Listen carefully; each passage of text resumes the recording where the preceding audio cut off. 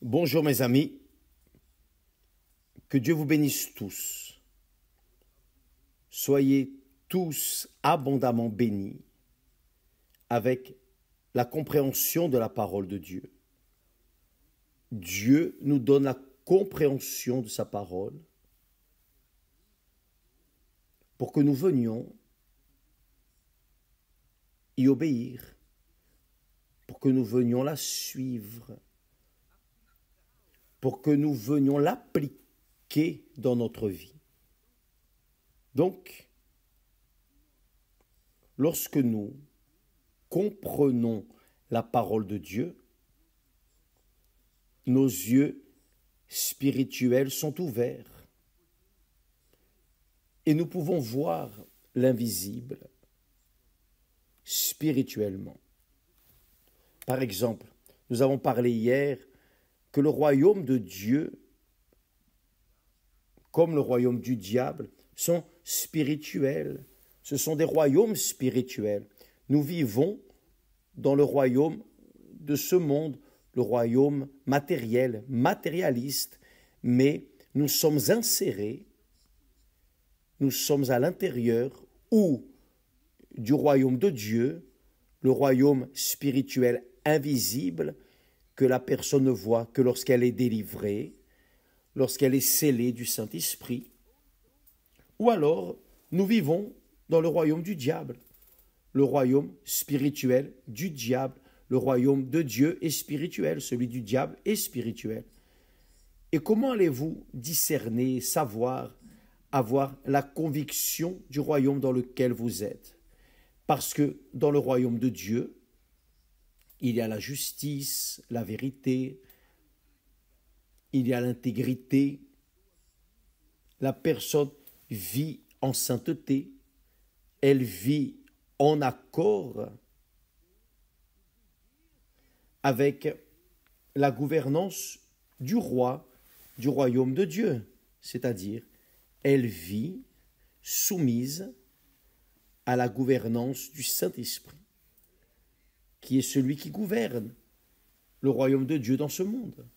Le Seigneur Jésus a dit que lorsqu'il viendra, le Saint-Esprit, il vous conduira dans toute la vérité. Donc, celui qui a le Saint-Esprit sait qu'il est en train de vivre dans le royaume de Dieu, car il est soumis aux lois de Dieu, aux lois de la justice vraiment véritable, la loi de la vérité, de l'intégrité. La personne prend soin de ne pas perdre ce royaume, le royaume de Dieu, qu'elle ne vienne pas se dévier de ce royaume et tomber dans le royaume du diable. Car si on sort du royaume de Dieu, on entre dans le royaume du diable. Et quand on sort du royaume du diable, on entre dans le royaume de Dieu. Voyez que l'apôtre Paul, dirigé par le Saint-Esprit, écrivant aux chrétiens de Rome, cette épître aux Romains est directement liée à des chrétiens, des personnes qui s'étaient convertis au royaume de Dieu, au Seigneur Jésus, le roi du royaume de Dieu. Mais Paul dit d'une manière très claire, il parle au sujet du penchant de la chair. Le penchant de la chair, c'est le penchant pour le royaume de ce monde, le royaume du mal, le royaume spirituel du diable. Le diable domine ce monde. Il domine littéralement ce monde, car l'homme a décidé d'obéir à sa voix. Mais le Seigneur Jésus est venu pour délivrer cet être humain du royaume du diable et l'amener au royaume de Dieu. Comprenez-vous? Maintenant, quand vous lisez dans la Bible le royaume de Dieu, quand le Seigneur Jésus a dit « Cherchez premièrement le royaume et la justice de Dieu, et toutes ces choses vous seront données par-dessus. » D'abord le royaume et la justice de Dieu. et toutes les autres choses sont ajoutées. Quelles autres choses sont ajoutées? Après être entré dans le royaume de Dieu, vous commencez à avoir des droits et des privilèges. Et certainement que le roi du royaume de Dieu va vous donner, va vous ajouter. Vous n'aurez pas de situation de calamité, de faim, de misère, rien de tout cela. Parce que le royaume où vous avez commencé à vivre est le royaume de Dieu, le royaume de la justice, le royaume du Seigneur Jésus. Et vous pensez que le roi Jésus, dans la personne du Saint-Esprit, va laisser ses sujets avoir faim. C'est pour cela qu'il dit, cherchez premièrement le royaume et la justice de Dieu, et la nourriture, les vêtements, la demeure où vous habiterez, tout sera ajouté. Donc, il est arrivé que Paul, beaucoup de chrétiens, beaucoup de personnes qui vivaient sous la domination de Néron se sont convertis au Seigneur Jésus. Donc, ces personnes avaient des difficultés à concilier la vie qu'elles vivaient dans la chair avec la vie chrétienne. Donc, l'apôtre dit, le Saint-Esprit dirigeant l'apôtre Paul dit,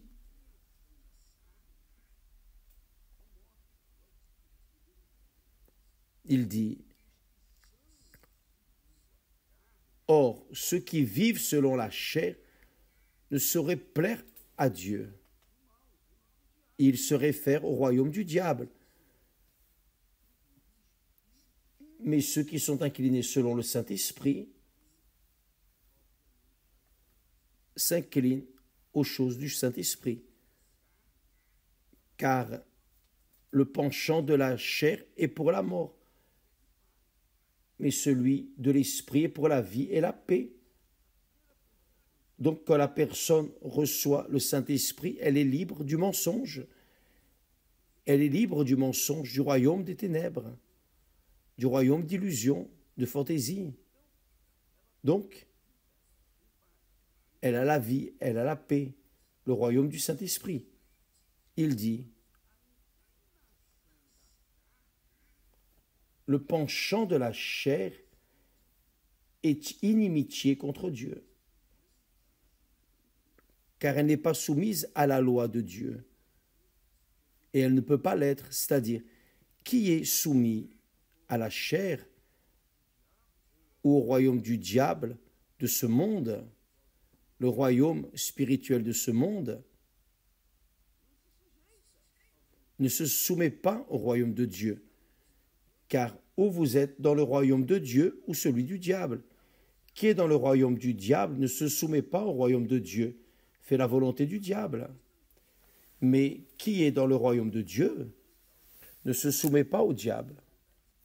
Il fait la volonté de Dieu.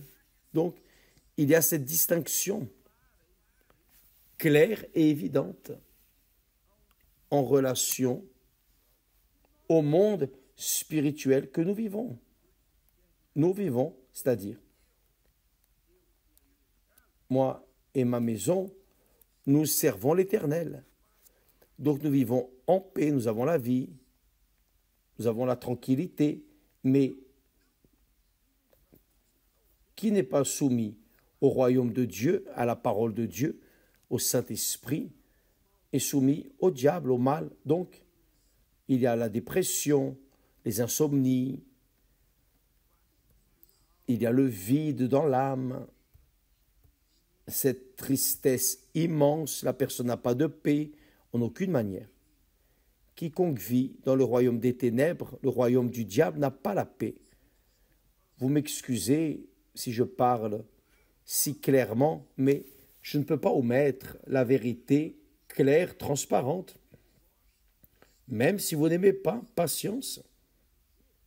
Je veux vous dire que je fais ce direct pour aider les personnes qui cherchent la vérité, qui veulent vivre dans la vérité et qui ne veulent pas patience.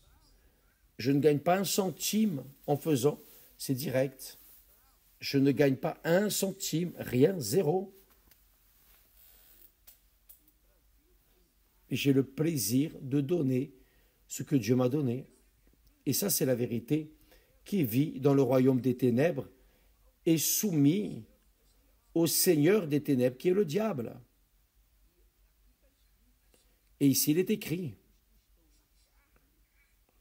ceux qui sont dans la chair, qui vivent sous la gouvernance de ce monde du diable, ne sauraient plaire à Dieu. Ceux qui sont dans la chair ne peuvent pas plaire à Dieu. Mais Paul ajoute, pour vous, c'est-à-dire le Saint-Esprit, Paul a seulement écrit ce que le Saint-Esprit lui dictait. Pour vous, vous ne vivez pas selon la chair. Il parle aux chrétiens. Pour vous, vous ne vivez pas selon la chair, mais selon l'Esprit, le royaume du Saint-Esprit, si du moins, l'Esprit de Dieu habite en vous. C'est marrant. Excusez-moi.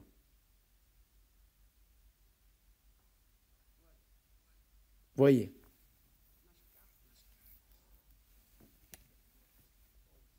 Dans les épîtres de l'apôtre Paul, il, presque toujours, il fait une observation quand il parle du Saint-Esprit. Ici, il dit très clairement, il dit, pour vous, parlons chrétiens, qui étaient de Rome, pour vous, vous ne vivez pas selon la chair, mais selon l'Esprit, si du moins l'Esprit de Dieu habite en vous. Il parle à des croyants. Si quelqu'un n'a pas l'Esprit de Christ, il ne lui appartient pas. Il laisse très clair. J'écris cette épître aux chrétiens. Oh, ne vivez pas selon la chair, car qui vit selon la chair est soumis à l'esprit du monde, l'esprit du diable. Sortez de la chair, vivez dans le royaume spirituel de la justice. C'est le sacrifice, le royaume du sacrifice, le royaume de la vérité. La vérité d'un sacrifice. Maintenant, si par hasard, vous n'avez pas l'esprit de Christ, alors, vous ne lui appartenez pas, c'est écrit ici. Pour vous, vous ne vivez pas selon la chair. Paul croyait que tous les chrétiens de Rome étaient dans l'esprit. Mais il fait une observation. Si l'Esprit de Dieu habite en vous, parce qu'il y a beaucoup d'ivraies au milieu du blé. Le blé représente l'Église chrétienne, l'ivraie représente les enfants des ténèbres. Donc, il y a beaucoup d'ivraies dans le milieu chrétien, beaucoup d'ivraies. Et vous ne reconnaissez pas quel est l'ivraie, quel est le blé, vous ne savez pas, à l'œil nu. C'est seulement au moment de donner du fruit, car quand le blé donne son fruit, il s'incline, il pèse, il s'incline littéralement. Et vous voyez les fruits. Maintenant, l'ivraie, non, l'ivraie, au moment des fruits, il reste debout, orgueilleux, pédant. C'est pour cela que le Seigneur Jésus fait cette analogie. Le converti qui a le Saint-Esprit donne du fruit. Faites attention, il ne dit pas qu'il a des talents. Il ne dit pas qu'il a des dons. Non. Cela concerne le fruit, c'est-à-dire la conduite de ces personnes qui vivent dans le royaume de Dieu, qui est une conduite de la vérité, une conduite transparente. La personne correspond à sa foi dans le Seigneur Jésus. Le nom du Seigneur Jésus est sanctifié dans la vie de ces personnes, car elles ont une conduite véritable de la vérité, elles marchent dans la vérité. Maintenant, qui est ivré? L'ivré, non. L'ivré, apparemment, ressemble au blé, mais l'ivré marche avec la Bible sous le bras, l'ivré connaît la Bible, l'ivré est vagabond, est terrible, terrible, l'ivré est terrible. Il se fait passer pour du blé et beaucoup de personnes sont trompées par l'ivré, malheureusement. Il y avait à l'époque du Seigneur Jésus, quand il parlait aux Sadducéens, aux pharisiens, aux Juifs, aux sacrificateurs, les hypocrites, qui prêchaient une chose mais vivaient une autre. Mes amis, quand la personne n'a pas le Saint-Esprit, elle est soumise au royaume des ténèbres de ce monde, le royaume spirituel de ce monde. Mais quand la personne a le Saint-Esprit guide, il dirige. Quand la personne lit la Bible, elle comprend la parole de Dieu. Car la parole de Dieu, la Bible, a des révélations magnifiques qui ne sont pas révélées à ceux qui vivent selon la chair, selon le Dieu de ce monde ou les dieux de ce monde. Ces personnes qui n'ont pas le Saint-Esprit, évidemment, ne comprennent pas la Bible. Elles ne comprennent pas en aucune façon. Mais cela ne veut pas dire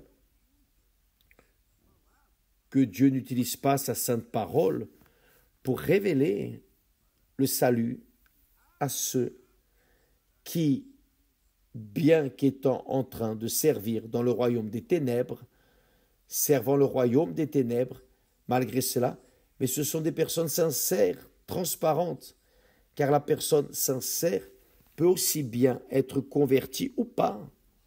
Elle peut aussi bien être chrétienne ou non chrétienne.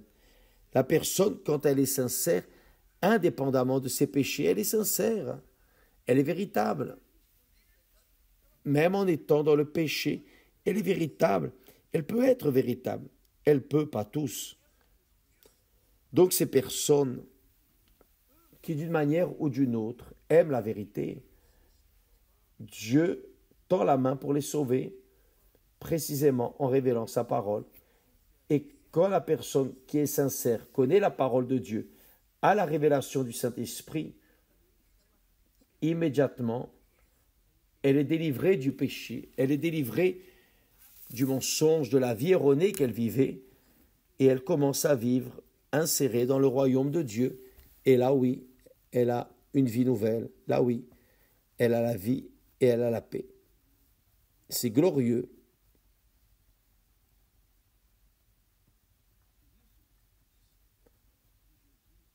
C'est pour cela que le Seigneur Jésus dit, cherchez premièrement le royaume et la justice de Dieu. Et toutes les autres choses vous seront données par-dessus. C'est sa promesse. Donc mes amis, quelle que soit votre foi, voyez qu'elle soit utile. La foi utile, c'est la foi qui investit pour toute l'éternité, dans la vie éternelle. La foi inutile, c'est cette foi qui investit dans la vie terrestre, qui n'investit sa foi que dans la vie terrestre.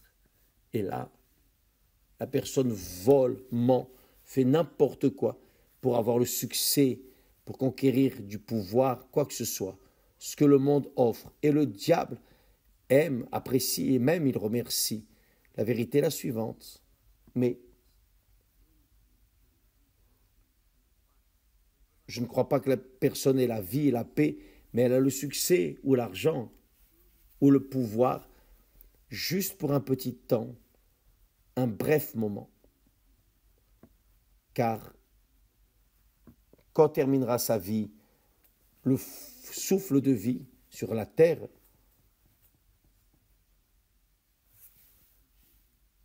elle va comprendre pourquoi le Seigneur Jésus est venu au monde. Mais ce sera trop tard, il n'y a plus rien à faire.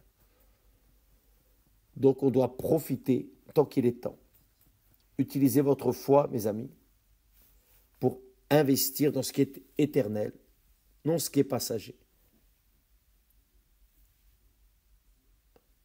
C'est comme la construction d'une maison. Le Seigneur Jésus a dit, celui qui écoute et pratique ma parole, l'homme prudent qui a édifié sa maison sur le rocher.